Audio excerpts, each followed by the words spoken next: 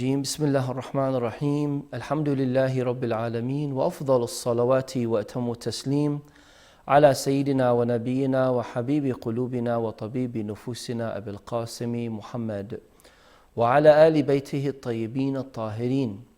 Assalamu alaikum wa rahmatullahi wa barakatuh, dear viewers, and welcome again to HADI TV and another episode of Beyond Belief.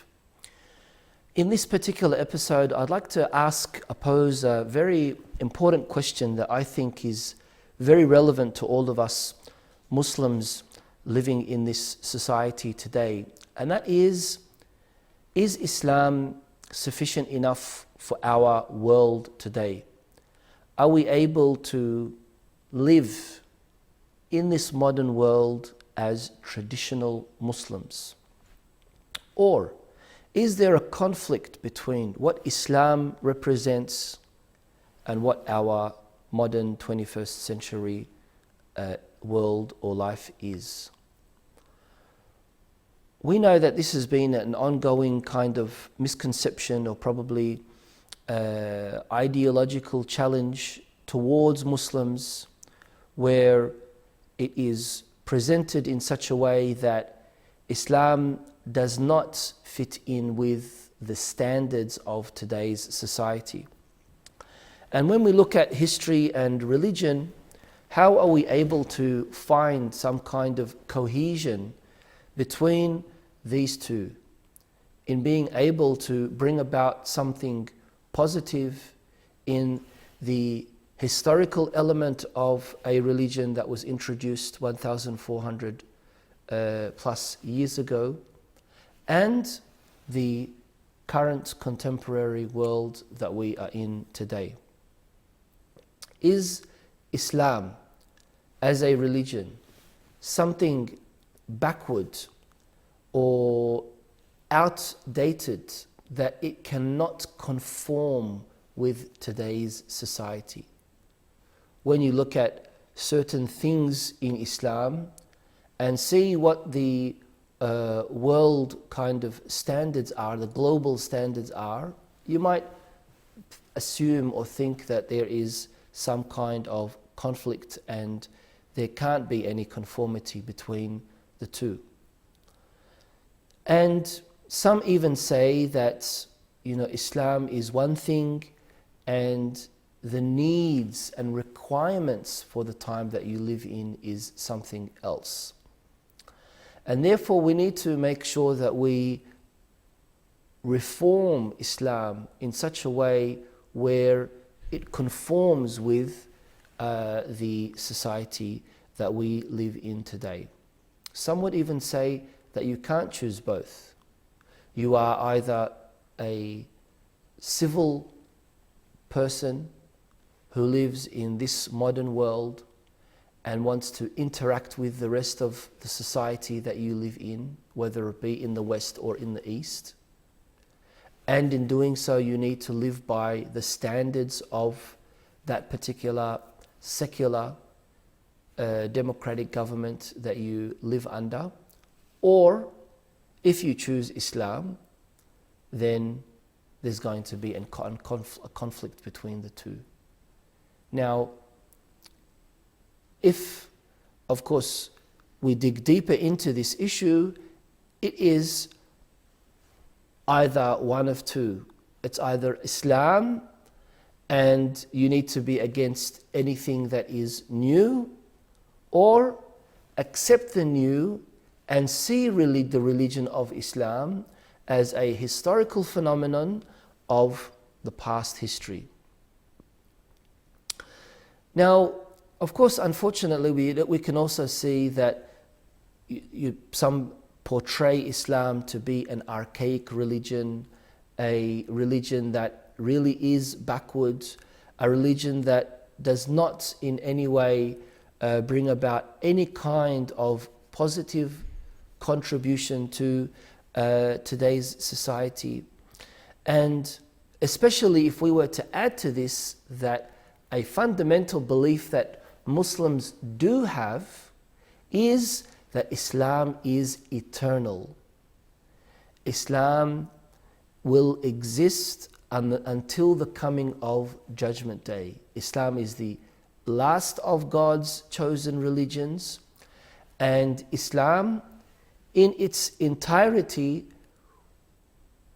which is perfect and complete, will continue to exist. And as a result, everything in Islam is fixed. It doesn't change. There are no changing in the religion of Islam. As for time, that there is a changing in time and an evolving in time and in the place that one lives in. So how are we able to find harmony between these two things?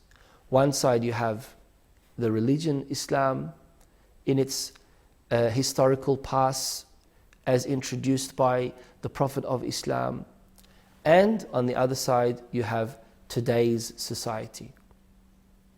In other words, what is our view with Islam and the needs or requirements of time, today's civilization, this current era that we are living in?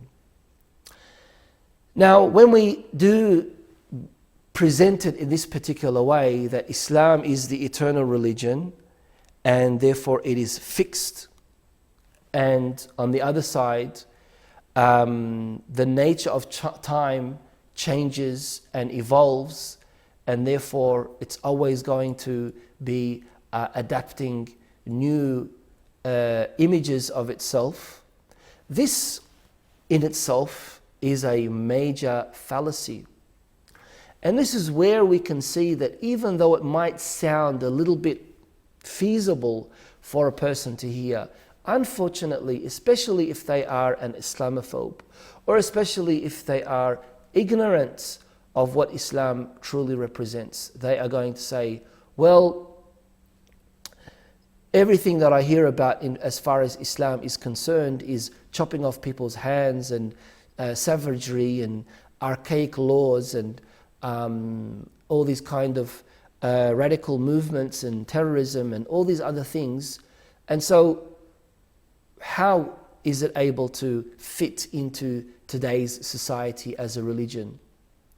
Especially when you look back at certain verses in the Quran and read them on surface value and say, well, the religion of Islam is encouraging Muslims to kill the infidels and all these other things that we usually hear about. So when someone has been sucked into this misconception and accepts this kind of delusion of what Islam represents in the false image, then such a fallacy will fit in very much into their way of thinking. But of course, we need to understand that such a fallacy is very clear to pick out. Who said that everything in Islam in its entirety is fixed and has absolutely no change or evolving? Furthermore, who said that everything that is in today's time is a change from what existed in the previous time? What we have today evolved from what we had 50 years ago or 100 years ago. And throughout the evolving of society, there's always going to be change. And therefore, there is no cohesion between these two. Now, the way that we are able to reply to this is very simple. The first is that Islam, in its entirety, if we were to say, looking at it in the broader sense, in its universality, Islam is the eternal religion. Islam is the most perfect and complete religion. Islam caters to absolutely everything that a person needs. However, we must distinguish between the different categories of Islam. In our previous episode, if you remember, we spoke about usul ad-din and furu' ad-din. And we said that in usul ad-din, which are the foundations of religion, your belief in the one absolute God, your belief in prophecy and all of the Anbiya, peace be upon them all, from Adam all the way down to the Prophet of Islam, your belief in Judgment Day and Ma'ad and resurrection. And when you are to establish these as your fundamental beliefs, they don't change. You believing in, if you're a Shi'i Muslim, you believing in the 12 Imams, that's never going to change throughout history. If you are a non-Muslim, your belief in Jesus Christ is not going to change, no matter which parts of the historical evolving of society you may live in. And therefore, when we look at the entirety of a religion, that's one thing, but then you need to look at the other side of things.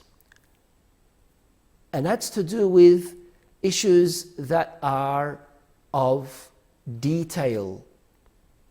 Like the furu', which is basically what the details are, the branches of religion, related to the Sharia, related to the laws, the jurisprudential rules and regulations. We know as Muslims that this area of Islam is so dynamic in the way it conforms to the requirements and needs of each society, that the mujtahid, the person who has reached the level of ijtihad to be able to deduce fatwas and verdicts and laws from the primary sources of legislation, this person must take into consideration the zaman and makan, the place and the time, for the jurist to decide as to whether this is accommodating to the society, this is going to adjust to what it is that is needed, and so on and so forth. And therefore, when we look at the history of Islam, we are able to see that Islam in its progress continued to further develop based on the requirements and the demands of each and every time. And that's the beauty of Islam, that Islam is not archaic, that Islam in its dynamics is not backwards, that it is so up to date. And that's why Muslims in general don't see anything positive in this progressive Islam movement. What do you want to progress with Islam that hasn't already been progressed throughout the history of this religion? Or a reformist Muslim. What do you mean by a reformist Muslim? Or a revivalist? You know, if we want to take it in the innocent sense, these words are very good. A person who wants to revive Islam or wants to reform certain elements of Islam, on the condition that reform means bringing it back to its original form and not changing the form of the religion. And alhamdulillah, this is what our mujtahideen do. This is what our esteemed scholars do. They are reforming all the time. Look at the wonderful example of the late martyr Ayatollah Murtada Mutahari, Shaheed Mutahari, and his reform movements. And many other examples can be given along these lines who also spoke in this area, like the late Shaheed Sayyid Muhammad Baqir al-Sadr as well.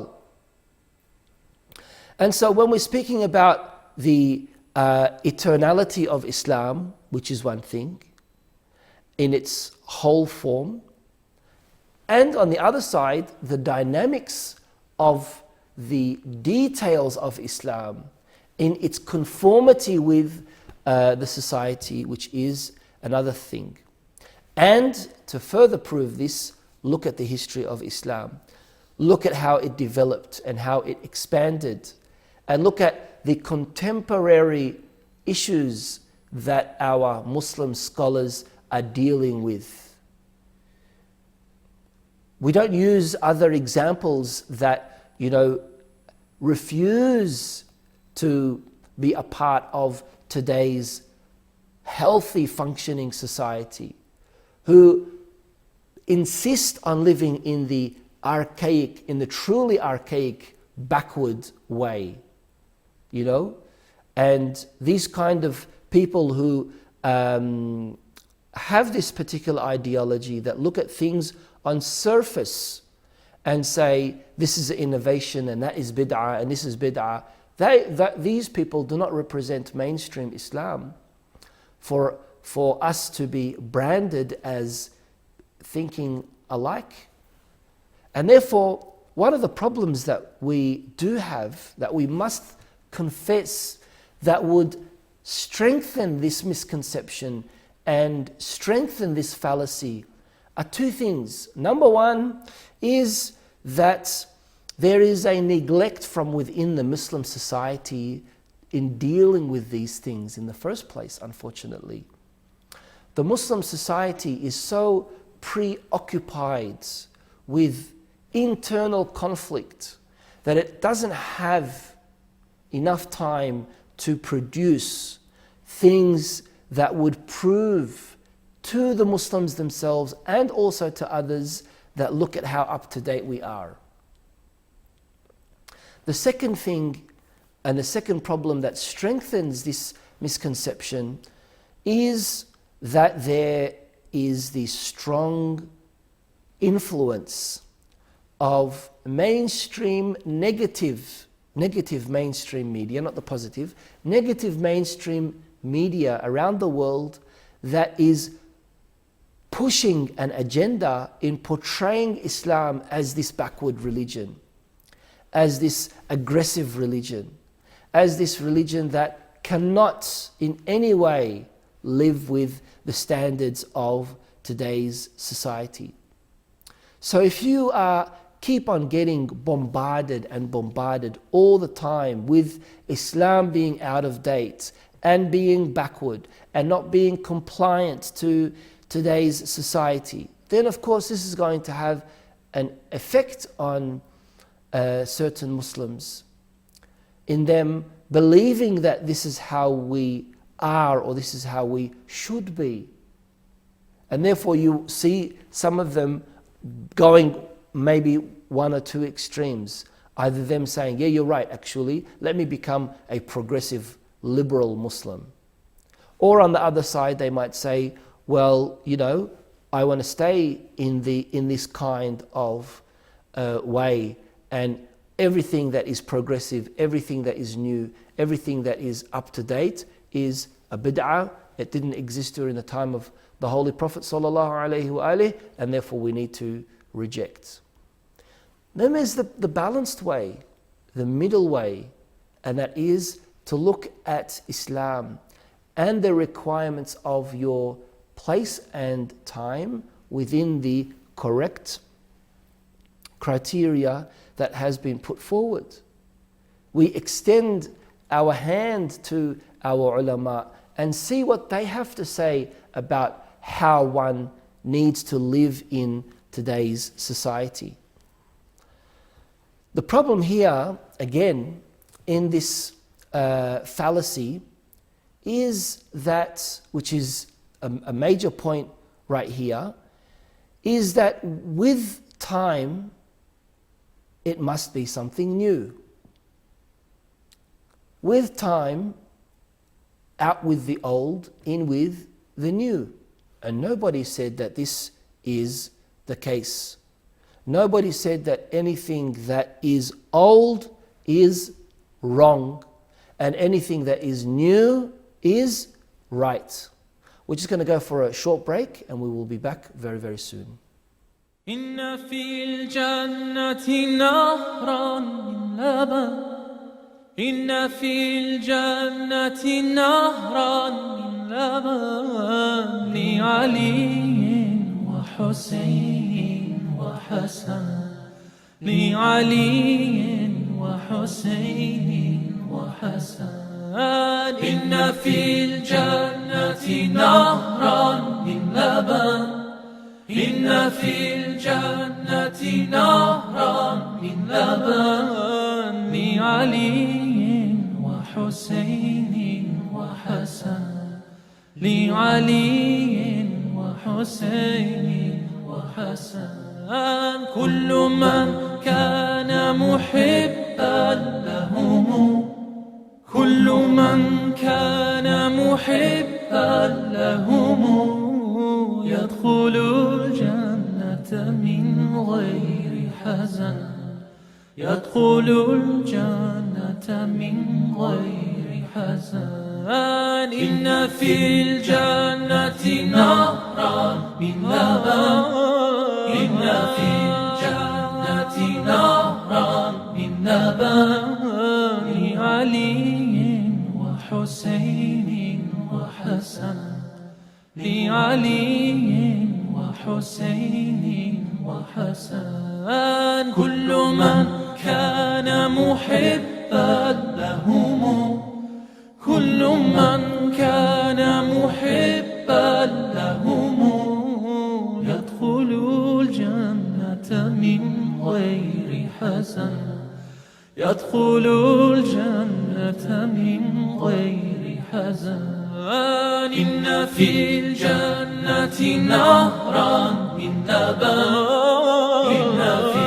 الجنة نهرا من لبن لعلي وحسين وحسن لعلي وحسين وحسن حب أهل البيت فرض عندنا حب أهل البيت فرض عندنا وبهذا الحب لا نخشى المحن وبهذا الحب لا نخشى المحن إن في الجنة نهرا من لبن إن في الجنة نهرا من لبن لعلي وحسين وحسن لعلي وحسين وحسن لعلي وحسين وحسن. Welcome back, dear brothers and sisters. So, do we accept that the old is wrong and the new is right? And we see this in today's society, that people, when they want to brand something that they don't like, they straight away say, oh, this is cultural, or this is a tradition. Unfortunately, it's, really affecting all of us. When someone says cultural, it's like as if it's a bad thing or a negative thing. And, we need to, live with today's society. We really need to look into this and try to make sure that it's not going to affect our ideology. It's not going to have an impact on our worldview. We spoke about worldview, we spoke about ideology. And we always need to make sure that we're genuine to ourselves, If we fall under the spell of modernity and believe that the old is wrong and the new is right, in the whole entirety of the meaning, then we are going to have a lot of issues in our own practices and rituals and rites and religious belief as well. Because in principle, we need to be traditional. In principle, we need to make sure that we return back to the fundamentals of religion. Now, we shouldn't use the word fundamentalist because that's, of course, unfortunately in today's society has negative connotation. But I'm very sure you understand what I mean when I am saying that with this kind of outlook of new means good and right and old means bad and wrong, this is very far from reality, even though it might sound nice and catchy, you know. And humans, of course, were created in such a way where they decay, where they change, where they are able to live with the requirements of the society that they live in. You know, no one forces you to live with or wear particular clothes that were fashion in the 70s or in the 80s or even in the 90s.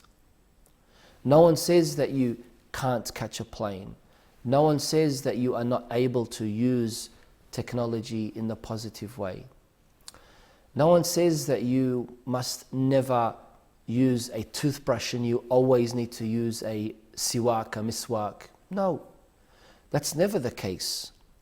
Because, you know, there might be things that could change in a human being as far as their mentality is concerned, their outlook in today's society is concerned, you know, the way they function in certain areas is concerned. But the essence of the human being is exactly the same. The essence of certain things that were introduced in the history of mankind has always been exactly the same.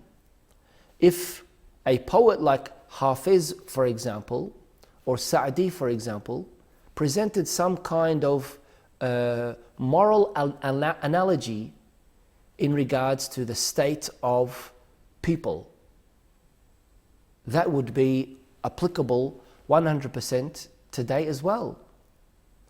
Or if Pythagoras presented a particular theorem in maths or anything else, then that would continue to be absolutely applicable today.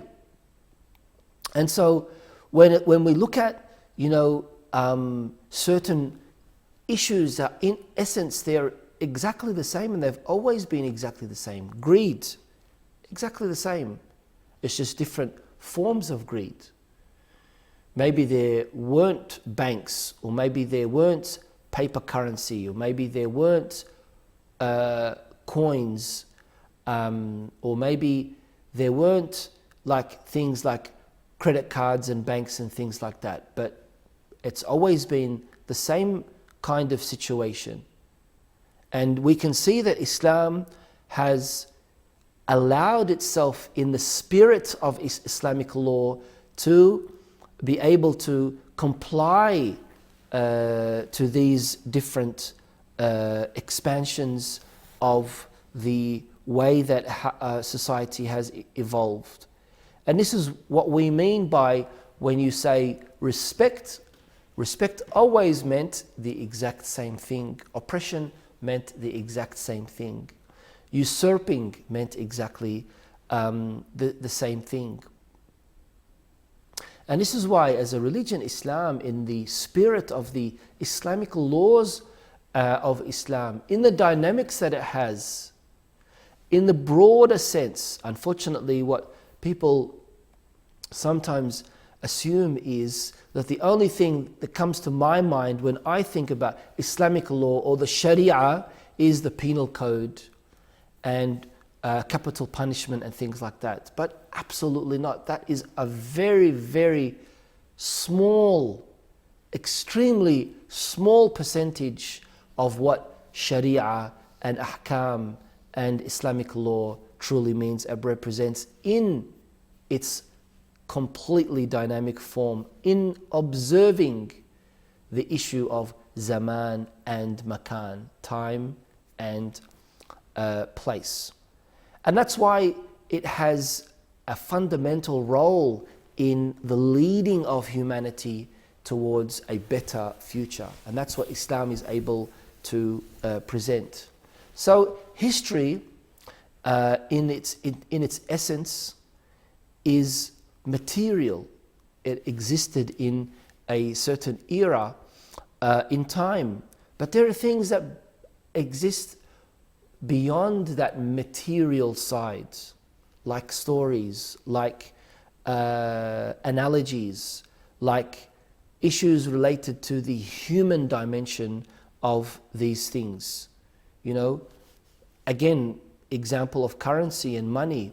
Once they used to barter, now they use credit cards. Islam accepted that. Islam accepts this. But there are red lines that Islam says, no, you cannot transgress these lines. You cannot go beyond these lines. These we won't compromise with. Yes, we'll compromise with banking. Yes, you can use currency notes. Yes, you can use credit cards, but no usury.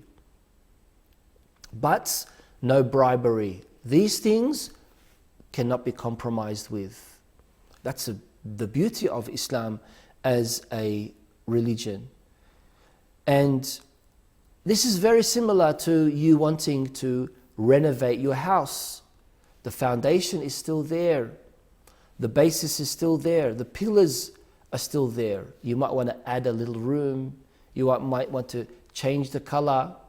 You might want to refurnish the house. Whatever kind of renovating you want to do. But the direction to God is the same. The direction to this destination, which is your house that's being renovated, is exactly the same. Even though we keep in mind that there are different things happening in the society. And if we were to change, just imagine how it would be. And unfortunately, we can see this in today's society. There's nothing fixed. Once there was the law of slavery and the law of seeing indigenous people in certain countries, in colonialized countries, as a part of the flora and fauna, the plants and things like that. Or you would see that women would not have the right to vote. Or you would see that women are not able to drive. Or you would see that, for example, this kind of person would not have these kind of rights. It's not only the issue of rights, it's the issue of you not living in any kind of fixed situation where you're able to look at that and see that these are core values. These are principles that should not be pushed away, because there is a greater purpose, because there is a greater benefit. I don't want to be a chameleon that I keep on changing every instant of my life and throughout history and not know where I'm going to end up and where I will reach. We need to be like the fixed planets, you know, and not those small stars that might fade away or might come, might be there or might not be there. With the ongoing movement, with the change and progress, with expansion and everything else, one of the blessings that we have as Muslims is all of our religion is able to accommodate for us to live comfortably in today's modern society, but not abandon our core principles, not let go of what we believe to be the human side of the principle of what our soul and spirit needs to nurture on and support and live with. There's always going to be a Muawiyah, and there's always going to be a Abu Dhar. There will always be a Yazid, and there will always be a Imam Hussein. And so those kind of things haven't changed. Application might have changed. Personalities might have changed. But these are things that are always going to be there in their social criteria, in their moral standards, and so on and so forth.